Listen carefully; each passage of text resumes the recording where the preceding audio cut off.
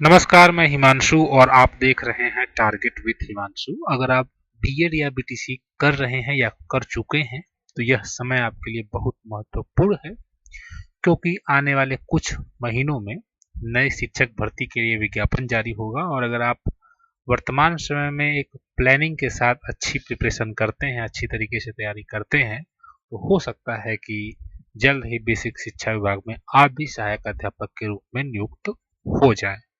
इसके लिए आपको बकायदा हर सब्जेक्ट को अच्छे से प्रिपेयर करना पड़ेगा। कंपटीशन दिन प्रतिदिन बढ़ रहा है, या ध्यान में रखते हुए अपने आप को सबसे बेस्ट साबित करने के लिए जो भी कुछ करना पड़े वो करना पड़ेगा आपको। और इसी क्रम में इस वीडियो में हम इसी बात पर चर्चा करेंगे कि किस प्रकार से नई शिक्षक भर्ती के लिए तैयारी शुरू की जाए। अगर यूपीटीटी नहीं क्लियर है तो पहले यूपीटीटी, और अगर यूपीटीटी क्लियर है तो उसके बाद आपको शिक्षक भर्ती के लिए अपने आप को प्रिपेयर करना है। जो यूपीटीटी में 5 सब्जेक्ट हैं वो 5 सब्जेक्ट शिक्षक भर्ती में भी हैं। ऐसे में अगर आप यूपीटीटी के लिए प्रिपरेशन करते हैं तो समझ लीजिए कि शिक्षक भर्ती की भी 50-60% प्रिपरेशन आपकी हो जा रही है। ठीक है, हालांकि उसमें कुछ ऐसे सब्जेक्ट हैं जो नहीं हैं यूपीटीटी में। जैसे 69,000 का जो पेपर हुआ था उसमें कई सब्जेक्ट थे, लगभग 12-13 विषयों से प्रश्न पत्र। अभी मैं आपके सामने पेपर भी देखिए 69,000 का रखा हूँ। इसमें हम देखेंगे किस किस प्रकार के और किस लेवल के प्रश्न हैं। तो पिछली बार जो 69,000 हुई थी उसके पहले 68,500 हुई थी। दोनों पेपर को अगर आप मिलाकर देखेंगे तो बहुत सी चीजें आपको समझ में आएंगी। तो आप वर्तमान समय में अगर बीटीसी या बीएड कर रहे हैं या कर चुके हैं और शिक्षक भर्ती के लिए तैयारी कर रहे हैं तो सबसे पहले प्रीवियस ईयर के आधार पर ये देख लीजिए कि किस प्रकार के प्रश्न आ रहे हैं। ठीक है, उसका लेवल देख लीजिए। उसके बाद आप क्रम से सिलेबस के अकॉर्डिंग सब्जेक्ट वाइज जो आपका सिलेबस है, एक एक चैप्टर को बढ़िया तरीके से पढ़ें, प्रिपेयर करें, और उसके बाद फिर लास्ट में आप मॉडल पेपर वगैरह सॉल्व करेंगे। लेकिन अगर आपने कभी एग्जाम में मतलब आप अपीयर नहीं हुए हैं, फर्स्ट टाइम आप अपीयर होने जा रहे हैं, तो आपके लिए यह जानना जरूरी है, देखना जरूरी है किस प्रकार के प्रश्न हैं और कैसे कि किस लेवल के प्रश्न हैं। ठीक है, सबसे पहले आप ये जान लीजिए कि आप अगर टीईटी पास करते हैं या केंद्रीय पात्रता परीक्षा जो होती है सीटेट, उसे पास करते हैं तभी आप इस परीक्षा में बैठने के पात्र रहेंगे। अन्यथा अगर आप ये परीक्षा पास नहीं कर पाते हैं सीटेट या यूपीटेट, तो फिर आप शिक्षक भर्ती नहीं दे पाएंगे। तो यानी ये सबसे पहली आपकी जो है क्वालिफिकेशन होनी चाहिए कि आप सीटेट या यूपीटीटी पास होने चाहिए। यूपीटीटी के लिए भी नवंबर के अंत में एग्जाम कराने का प्रस्ताव भेजा गया है, वो भी जल्द ही विज्ञापन रिलीज कर दिया जाएगा। उम्मीद है कि अब की बार जो है शासन प्रस्ताव को हरी झंडी दे देगा। इसके पहले भी 2-3 बार प्रस्ताव भेजा गया था, लेकिन कोविड-19 की वजह से और अन्य कुछ मुद्दों की वजह से उस समय अप्रूवल नहीं मिल पाया था। लेकिन अब जब स्थितियां काफी सामान्य है अपने राज्य में, तो उम्मीद है कि नवंबर में ये यूपीटीटी करा लेंगे। ठीक है, और आप अपनी प्रिपरेशन को, मैं बार बार बोल रहा हूँ, अच्छा मजबूत आधार दीजिए, ताकि जब जब कभी भी ये पेपर हो तो आप अपने आप को बेहतर साबित कर पाए। 150 नंबर की परीक्षा है। ठीक है, ये पूर्णांक है, 2.5 घंटे आपको टाइम मिलेगा, और ये ऑब्जेक्टिव प्रश्न आपके सामने रहेंगे। कई विकल्प आपके पास रहेंगे, मतलब 4 विकल्प। ठीक है, सबसे पहले हिंदी का पेपर, हिंदी के प्रश्नों को देखिए किस लेवल के प्रश्न है। ठीक है, प्रत्यय वगैरह है, वाक्यांश के लिए एक शब्द है, तद्भव तत्सम है। तो ये सरस्वती पत्रिका के संपादक कौन थे, यानी कि कुछ प्रश्न इतिहास के भी हैं हिंदी के, है ना। और जो ग्रामर है उस पोर्शन से भी कुछ प्रश्न है। ठीक है, व्याकरण जानता है, प्रत्यय वगैरह है, तद्भव तत्सम है। आगे भी आपको दिखाई देगा कुछ प्रश्न। और यहाँ देखिए एक गद्यांश है, तो ये तो काफी लोगों का सही हो जाता है। ठीक है, आपको ये प्रयास करना है कि जो सबका हो जाता है वो तो आपका भी हो जाएगा, जो सब नहीं कर पाते हैं वो आप करिए। ठीक है, जैसे करंट अफेयर्स में नंबर जो है अगर आपका अच्छा आ जाएगा तो पेपर आपका बढ़िया बन जाएगा। मैथ आज के समय में हर कोई प्रिपरेशन कर लेता है अच्छे से, और मैथ में 20 आउट ऑफ 20 पा जाता है। मान लीजिए कोई कुछ कम हो जाता है, 1 2 2 3 4 नंबर कम हो जाता है, लेकिन अगर आप अच्छे से प्रिपरेशन करते हैं तो मैथ आपको 20 आउट ऑफ 20 देगा। ठीक है, तो अगर आप इस लेवल की प्रिपरेशन कर लेते हैं उसके बाद आप ऐसे सब्जेक्ट को हथियार अपना बनाइए जो बाकी ड्रॉप करते हैं। जैसे करंट हो गया, जीएस में बहुत से लोग फंस जाते हैं, प्रश्न अधिक छूट जाते हैं, तो वो चीज आप अपनी स्ट्रांग करिए। ठीक, आगे देखिए, ये प्रश्न इनके आप दिखाई दे रहे हैं, अलंकार वगैरह है और योजक चिन्ह है, संख्यावाची स्थिति, शब्द समास, ये सारी चीजें हैं। ठीक है, और ये सर्वनाम के बारे में पूछा गया है, स्त्रीलिंग पुल्लिंग के बारे में प्रश्न पूछा गया है।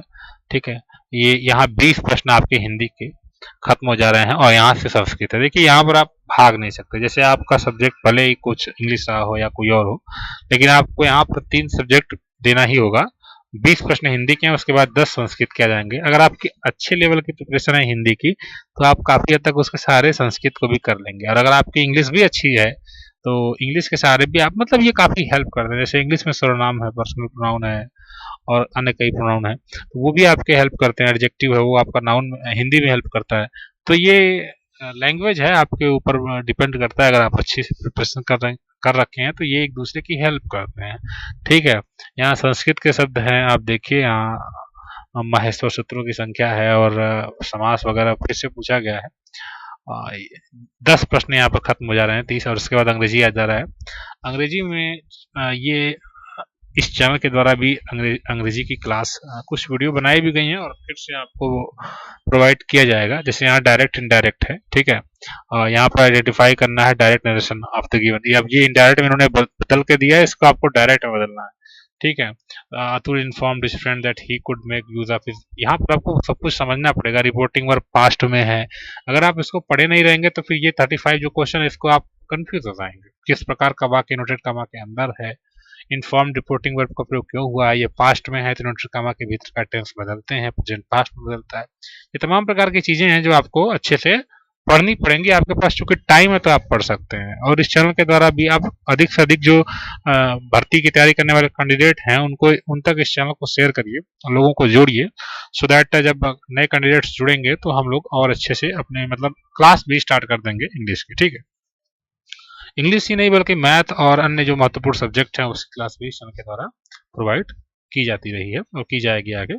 ठीक है, यहाँ पहले तो यहाँ आप देखिए, अगर आप इसको अच्छे से पढ़ ले जा रहे हैं तो आगे इसके बाद 2-3 क्वेश्चन इस पर हैं। यहाँ पर 2 प्रश्न यहाँ पर दिया हुआ है और उसके बाद इन्होंने प्रोनाउन का प्रयोग किया है, वन शुड लव। अब यहाँ पर आपको 4 प्रोनाउन यूज करने हैं। यहाँ पर थर्ड वंस का होगा, ऐसा इसलिए क्योंकि वन हमेशा वंस यूज करता है, वन का पॉजेसिव वंस होता है। ठीक, हिज ही के लिए होता है, हर सी के लिए होता है और माई आई के लिए होता है। तो ये सारी चीजें आपकी पर्सनल प्रोनाउन के अंदर आती हैं। जब आप प्रोनाउन पढ़ेंगे तो ये 33 वाला क्वेश्चन आप क्रैक कर लेंगे। ठीक है, यहाँ पर वावेल और कॉन्सोनेंट साउंड कितने हैं इंग्लिश में, ये इन्होंने पूछा है। डैट एंड डैट मैंने आपको बताया। यहाँ पर इनफ क्या है, इंटेलिजेंट, ये एडजेक्टिव है या एडवर्ब है, ये प्रश्न पूछा गया है। ठीक है, और यहाँ सब्जेक्ट पूछा गया। ये नाउन में आप पढ़ेंगे, किसी न पोजीशन एक पार्ट है नाउन का, उसमें जब पढ़ेंगे तब आपको समझ में आएगा कि आप सब्जेक्ट यहाँ पर पीछे क्यों कर दिया गया और प्लेस बिल्कुल आगे कर दिया गया है। इन्वर्जन हो जाता है ये। ठीक है, तो ये किसी न पोजीशन का केस है और यहाँ पर हर्मिट को बिल्कुल लास्ट में इन्होंने करके पूछ दिया कि सब्जेक्ट कहाँ है। तो ये नाउन के अंतर्गत आता है, ये भी आपको बढ़िया से पढ़ना पड़ेगा। ठीक है, यहाँ पर भी देखिए, change the verb in the past, यहाँ पर इनको पास्ट में करना है। आपने अगर वर्ब की फॉर्म पढ़ी है तो उसको आप ऑलरेडी अच्छे से कर लेंगे। अब ये किस प्रकार का वाक्य है, सेंटेंस आप जानते हैं कि कई प्रकार के होते हैं, असर्टिव, इंपरेटिव, ऑप्टेटिव। अब इन्होंने यहाँ पर कौन सा दिया है ये आपको बताना है। यहाँ पर ए आइन का यूज करना है। यूरोपियन है, अब ये लिखा तो ई है लेकिन वाइल स्पीकिंग हम इसको यू बोल रहे हैं, यह, तो इनके आगे एन का प्रयोग तो करेंगे नहीं, बिकॉज जब वावल साउंड आता है तो हम एन का प्रयोग करते हैं, और यहाँ वावल साउंड नहीं आ रहा है, हम इसको बोल रहे हैं तो यह आ रहा है, यह से यज्ञ। ठीक है, जो कि हिंदी में कॉन्सोनेंट है, इसलिए यहाँ पर एक का प्रयोग होगा। तो इन्होंने ये गलत कर दिया है। ठीक, which of the following sentences is correct. अच्छा, करेक्ट इसमें आइडेंटिफाई करना है, तो ये तो ही इज एन यूरोपियन है, इन्होंने गलत लिखा है, क्योंकि यूरोपियन के आगे हमको ए लगाना है, इन्होंने एन लगाया, ये गलत है। ठीक, इसमें सही आपको खोजना है। ये NFIR was log against him. ठीक है, तो NFIR F है, ये भी सही तो लग रहा है। एन 1 रुपी नोट और 1 रुपी नोट होगा, ये भी गलत है। आई यूनिटेड अ यूनिट, ठीक है, इसका चौथा गलत है। ठीक है, जिस किसी का ये पेपर है उसने गलत निशान लगाया है, NFIR होगा, क्योंकि यहाँ पर आप इसको बोलेंगे तो एफ आएगा। एफ एफ होता है ना, तो ए जो वावेल है, वर्ड है, वो एक वावेल है, इसलिए हम यहाँ पर एन का प्रयोग कर रहे हैं। देख रहे हैं आप। तो ये आपका लैंग्वेज सेक्शन है, ठीक है। आगे भी कुछ सब्जेक्ट हैं आगे, ठीक है। यहाँ पे अब आप देखिए कुछ मतलब सामान्य ज्ञान के प्रश्न हैं, ठीक। स्टार्ट हो जा रहा है सामान्य ज्ञान यहाँ से। तो ये अभी आगे है, लेकिन इसमें हम अगली वीडियो में चर्चा करेंगे क्योंकि वीडियो बहुत लेंदी हो जाएगा। इस प्रकार के लैंग्वेज हैं, 40 प्रश्न आपके देखिए लैंग्वेज से आते हैं। आगे पूरा आपका अन्य जो सेक्शन है, जियोग्राफी के भी कुछ क्वेश्चन हैं, देख पा रहे हैं आप। नाथुला दर्रा कहाँ है, प्रायद्वीप भारत का दक्षिणी बिंदु कन्याकुमारी कहाँ स्थित है, ये सारी चीजें हैं। और कॉन्स्टिट्यूशन से भी एक प्रश्न यहाँ पर पूछा हुआ है। यही चीज है ना कि शिक्षक भर्ती जब आप क्लियर होंगे तो इतना ब्रॉड सिलेबस आपको लास्ट टाइम लगने लगेगा कि आपको समझ में नहीं आएगा कि मैं पढ़ूं क्या, ठीक है। इसलिए अगर आप शुरुआत से ही अपने आप को प्रिपेयर अच्छे से नहीं किए हैं ना, तो फिर लास्ट में आपके लिए बहुत प्रॉब्लम होने वाली है, ठीक। ज्योग्राफी है, हिस्ट्री है, आपको समझ में नहीं आएगा मैं क्या पढ़ूं। इसी में ऐसे ऐसे सब्जेक्ट है जो कभी आप पढ़े ही नहीं है, ठीक है। तो भारत की संविधान ये तो ठीक है, यहाँ तक आपको समझ में आ गया। इसके बाद देखिए साइकोलॉजी स्टार्ट हो रहा है। आगे हो सकता है साइकोलॉजी कुछ क्वेश्चन हो, देखिए यहाँ पढ़ने लिखने की क्षमता।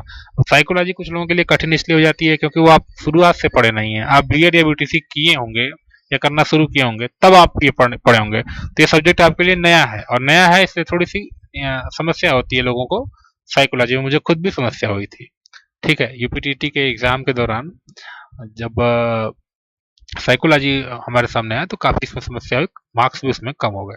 तो ये थोड़ा सा कठिन हो जाता है आपके लिए, ठीक। इसको भी आपको ध्यान देने की जरूरत है, ठीक।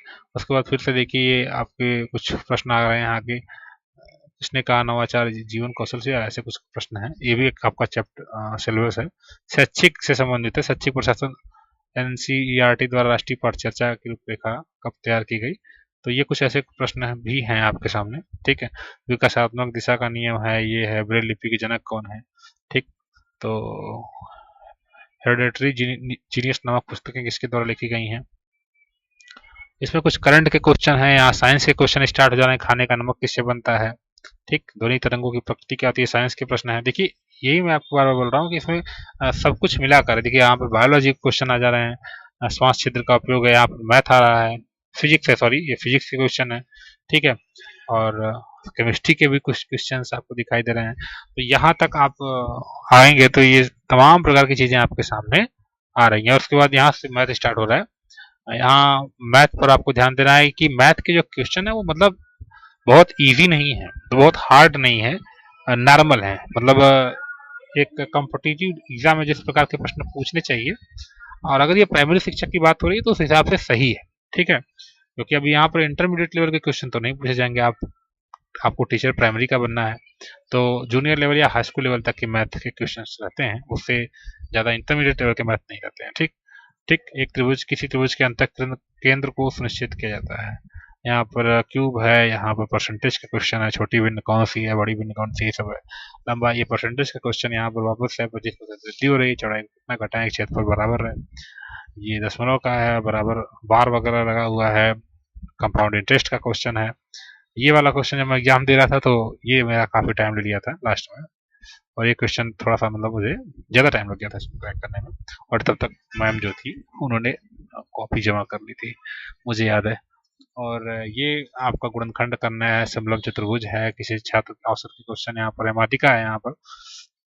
उसके बाद करंट का अच्छा खासा वो रहा है, करंट क्वेश्चन मतलब अच्छा खासा इसमें क्रेज है क्योंकि अच्छे क्वेश्चंस भी आए हैं। विश्व पर्यावरण दिवस 2018 का। अगर आप करंट के लिए एक आती है उस टाइम ही आएगी जब एग्जाम आएगा, उस दौरान आप 1-2 महीने पहले से बढ़िया से करंट अफेयर पढ़ लीजिएगा। अभी आप वो करंट पर टाइम अपना स्पेंड करने की जरूरत बिल्कुल भी नहीं है। अभी आप अपने सब्जेक्ट पर फोकस करिए, ठीक है। इस समय आप बिल्कुल भी किसी की वीडियोस भी अगर आप देख रहे हैं तो वो सब अभी बंद कर दीजिए देखना, ठीक है। करंट अभी पढ़ने की जरूरत नहीं है। आप जब एग्जाम रह जाएगा 2 महीने, उस दौरान आप बुक से और अन्य तरीकों से हम लोग इस पर चर्चा करेंगे, लेकर बढ़िया से प्रिपेयर करिएगा। अभी अपना टाइम इन सब्जेक्ट पर कवर करिए। ज्योग्राफी है, हिस्ट्री है, साइंस है, फिजिक्स है, केमिस्ट्री है, इन पर थोड़ा बहुत टाइम अपना दीजिए। हिंदी पे दीजिए, इंग्लिश पर दीजिए, ताकि आप अपने आप को अच्छे से ये अभी कवर हो जाए और लास्ट में करंट रट लिया जाएगा, 1-2 महीना रह जाएगा तो, ठीक है। यहाँ देखिए सब करंट के काफ़ी प्रश्न आपको दिखाई दे रहे हैं। यूएस ओपन है, 65वां राष्ट्रीय फिल्म पुरस्कार, तो ये काफ़ी संख्या में यहाँ से प्रश्न है। और उसके बाद भी स्टेचू ऑफ यूनिटी, कथकली किस राज्य का शास्त्रीय नृत्य है, ट्रेन 18 के बारे में 90वां आंसर। देखिए आप कितना ज़्यादा करंट का क्वेश्चन पूछा गया है यहाँ पर, करंट ज़्यादा दिखाई दे रहा है। जीवन कौशल यहाँ से स्टार्ट हो जा रहा है, एक्स समय। ये आपको पढ़ना पड़ेगा, मतलब ये है कि आप ऐसे भी बता सकते हैं इसमें दिमाग से भी सोचकर, लेकिन कुछ तो आपको पढ़ना ही पड़ेगा, ठीक है। जैसे शिक्षा का अधिकार है, शिक्षा संबंधित अधिनियम वगैरह पूछे जाते हैं। सामाजिक प्रेरक कौन सा है, यहाँ पर भी इन्होंने ऐसा क्वेश्चन डाल दिया है। अलग ढंग से कार्य करना, नए तरीकों का इस्तेमाल, ए बी की यहाँ पर रीजनिंग का इन्होंने एक प्रश्न, 5 प्रश्न आपके रीजनिंग के भी हैं, तो यहाँ से देखिए रीजनिंग स्टार्ट हो जा रही है। ए बी की बहन है, माँ है, ये सब तमाम प्रकार के प्रश्न हैं। और यहाँ दिशा का प्रश्न है। सांकेतिक भाषा में 256 का अर्थ ये है, अच्छा सर, ये एसएससी में भी इस प्रकार के प्रश्न पूछे जाते हैं। तो अगर आप किसी और गवर्नमेंट एग्जाम की के लिए प्रिपेयर होते रहे हैं, एग्जाम दिए हैं, तो आप ये आराम से कर ले जाएंगे रीजनिंग। 5 प्रश्न और 5 फिर कंप्यूटर के प्रश्न है। यहाँ से देखिए बिट का विस्तृत रूप क्या है, VLE क्या है, ICT क्या है, स्पैम होता है, स्पैम क्या है, और प्राइमरी मेमोरी कौन सी है। तो ये 150 प्रश्न आपके आप देख रहे हैं।